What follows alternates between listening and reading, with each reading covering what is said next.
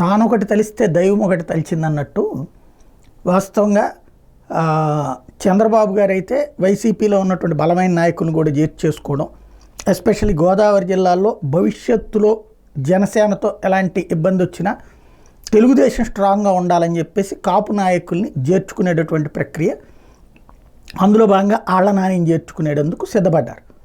అయితే ఆళ్ల నాని చేరికని లోకల్గా ఉన్నటువంటి బడేటి చంటితో పాటుగా మిగతా పార్టీకి సంబంధించిన నాయకులందరూ వ్యతిరేకించారు అందుకని మొన్నటి లాస్ట్ వీక్ జరగాల్సినటువంటి చేరిక ఆగిపోయింది. మళ్ళీ ఆ ప్రక్రియ ముందుకు సాగుతున్నటువంటి నేపథ్యంలో ఈసారి ఏకంగా వీడియోలే రిలీజ్ చేస్తూ ఆళ్ల నాని ఎంత ఆయన కాపులకి చేసిందేంటి, కాపుల సంక్షేమానికి ఒరగబెట్టింది ఏంటి, ఆ పేరుతో పదవులు పొందాడు కానీ డిప్యూటీ సీఎం లాంటి పదవులు పొందాడు కానీ అన్నటువంటి పేరుతో విమర్శనాస్త్రాలు సంధించారు. అంటే ఆళ్ల నానిని తీసుకోవద్దు అన్నటువంటి పాయింట్ని ప్రధానంగా టచ్ చేస్తూ చంద్రబాబు గారికి ఒక రకమైనటువంటి హింట్ ఇచ్చారు, లేదా ఒక రకమైనటువంటి అలర్ట్నెస్ ఇచ్చారు. మరి బాబు గారు ఆళ్ల నానిని పక్కన పెడతారా, తీసుకుంటారా చూడాలి.